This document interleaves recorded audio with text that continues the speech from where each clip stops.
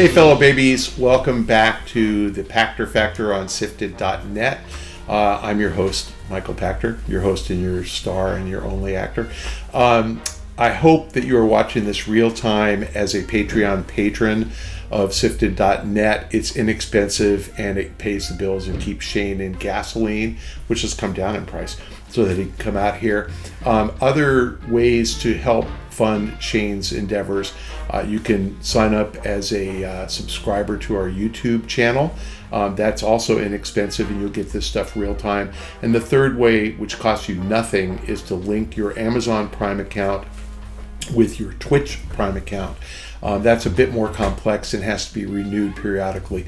Please check the description or the instructions in the show description below.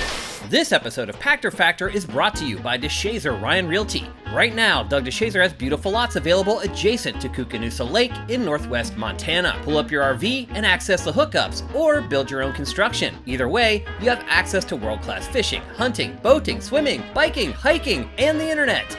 No matter where you're looking to buy, make Doug DeShazer your real estate consultant at 406-291-1643. That's Doug DeShazer at 406-291-1643. Let's get to today's question from Sifted from the Big Smoke. Naughty Dog just canceled PlayStation's most anticipated game as a service, The Last of Us Online. Is it possible Jim Ryan was pushed out of PlayStation because its first-party studios were unhappy with the push to make these types of games? That's interesting. One of the revelations in the Insomniac hack was Sony asking first-party studios to lower development costs of their single-player games. Could that also be related to his departure? Wow. I obviously do not know, and so I'll give you my opinion, but it's uninformed. I like Jim Ryan. Nice man. Smart. Jim is 65 in 2024. He was born in 1959. I know that for sure. I saw him in 2019, and he told me he was having a 60th birthday party in 2019, and I can do the math. So he's turning 65 this year. To be honest with you, I think he's retiring because he's been there 30 years, and he's old, and he's ready to kick back and enjoy his life. So I do not think he was kicked out, pushed out, or whatever. But did he do things that didn't make sense? Sure. His biggest failing, which was probably his biggest strength, is that Jim was the CFO of PlayStation. He is a finance guy. He's a numbers guy. So am I. What they beat into you as a finance guy or a numbers guy is don't spend more money than you need to. And so I'm sure Jim looked at the budgets on some games and the budgets on others, and he did create the push to lower the first-party development costs. I'm sure that happened. Now, what's the biggest component of development costs? Salaries. And the more successful you are, the more you pay your people. So, these internal Sony studios, those guys are not starving. They're paid well, and they deserve to be because they've made freaking great games. And so, partly they probably earn 10 to 15 to 20% more than competitor studios do on average. Second, most of them are in high-cost places. The Sony studios are in Europe and the U.S. They're not in Romania. And they're not in Canada. I mean, they probably do have somebody in Canada, but not big. So they're not in China, Romania, Canada, the tax havens or low-cost countries. And second, the more successful you are, the more leeway you're given in how long you're allowed to work on a game. And so look at Rockstar. You sell 150 million copies of GTA. Who cares if it takes you 11 years to get the next one out, or 12? And they're going to take 12. It's worth it. But if you're not them, if you're, and I actually think Insomniac is pretty great, but how many copies of Spider-Man sell? 15? Great, amazing, but it's not 150 million. So you can't let Insomniac take 12 years to make a game. And so the cost is the number of people times the compensation you pay them times the number of years that you pay them. So let's just use easy math.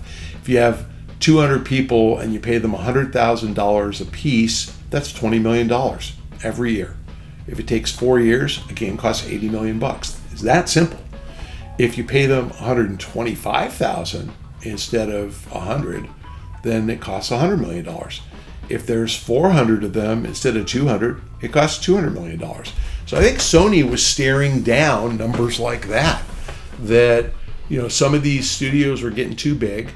We were paying the people more than the competitors are paying, and we expect the same 15 million units. But my God, $200 million to make the game. We need to get that down. I think that makes sense. I'm not suggesting that you cut anything. I think that goes into the budget, the planning for the title, you know, the time that you plan it. But I think you should assign your 15 million unit titles to Insomniac and your 3 million unit titles to the Romanian studio, and, you know, manage your expectations. So I don't think he was fired for that, but I think that is, you know, what we see happening internally. As far as the, you know, push to live service games, I think that Sony in particular has really sucked at multiplayer. They offer multiplayer as part of games, obviously, and whether it's their first party or third party, you know, Call of Duty kind of stuff. But they haven't had a League of Legends or Fortnite or Apex or GTA Online type of success from a Sony studio. And I think that, you know, if you look at all the other developers who have had those successes, very few of them built those internally. Fortnite, yes, and League of Legends, you know, is owned by Tencent. They got bought. Apex, they bought Respawn, right? Call of Duty, in fairness, I think Activision developed that itself. But, you know, Take-Two didn't have any recurring revenue to speak of, and they bought Zynga, you know, for mobile. Activision didn't have any mobile revenue to speak of, and they bought King. So it's really hard to build this stuff. Sony has not done it. And I think that coming from the CEO of Sony PlayStation to the troops, you have to do more live services. I don't think they were equipped to do it. I mean, we had a question on an earlier episode. What about all these notable failures of live service games? That's the problem. That if you don't match up the right talent with the right game idea, it's just not going to work. So was Jim pushed out for lack of success? I don't know. Does Sony still want live service revenue? I think they do. They bought Bungie because they truly believe that Halo, which Bungie created originally, and Destiny are the answer. I don't.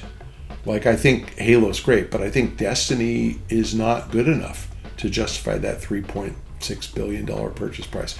But Sony thought it was. So, you know, rather than ask me, was Jim pushed out because live services didn't work, ask me, was Jim pushed out because he pissed away $3.6 billion? Maybe. I don't think so. I think it was time. And to be fair to Jim, I think Jim was kind of fed up with the pressure, and I think Sony was happy that he was of retirement age and ready to go. But I don't think he was fired. You know, he was too young. I'm sorry, too old, and it wasn't. You know, it was the right time. So I'm making noise there. It was the right time for him to move on. Now I've heard he's being replaced by a woman. We'll see. And I've heard it's a Japanese woman from Sony corporate, so we'll see. And I did hear her name, but I don't know who she is. But it's going to come from somebody who's not a game person. And so question, will that not a game person make the same mistakes that corporate was making, telling them do live services only? We'll see. I think Sony's got to come up with something to respond to Game Pass. And to be honest, I think Game Pass can beef itself up immensely by offering all these live service games that are free, like League of Legends, like Fortnite, like Apex, just as part of Game Pass. Now, again, they're already free, right? But log into your Game Pass account and there's your Fortnite game. Why not? And the way they can get away with that is to say to everybody, we'll collect 5% or 15% instead of 30%. So don't worry about it being on Xbox. On Game Pass, it's 15 instead of 30. And everybody will put their games on. I think the way to make a platform, which PlayStation and Xbox are platforms, the way to make Game Pass a platform is have it be the place you go to launch all your games. If they do that, they win. And I think Sony needs a response to that. So I'm keenly interested to see if Sony bids on any of this Activision content, because Ubisoft has all the streaming rights to all that, and Sony should make this competitive and they should come up with their own service. But I don't know if either company is smart enough to do what I said. Right now, I'd say smart money's on Microsoft because they've already proven they get it. We'll see if Sony gets it. And again, it's not going to be Jim Ryan. It's going to be his successor. So we'll see. I hope that answered your question. I like Jim. I'll miss him. But he's single-handedly responsible for my E3 party never happening again. So I'm pissed about that. I'm pissed that they pulled out of E3 and killed E3. Thank you for joining us on Pachter Factor on SIFTD.net. Reminder, if you can afford it, a Patreon patronage would be great. If you can afford it, subscribing to YouTube would be great. The easy one, though, is stick it to Amazon. You're already paying for it. You're paying $139 a year. So it's like something like $11 a month. You're paying $12 a month. You're paying $12 a month for Amazon Prime, and this is free. And they give us a couple of bucks. Stick it to them. It's free. They will pay Shane. It costs you nothing. Please link your Amazon Prime account to your Twitch Prime account, even if you're a Patreon patron, and even if you're a YouTube subscriber, because it's free money. And take advantage of your Amazon subscription. You've already paid for it. Why would you not?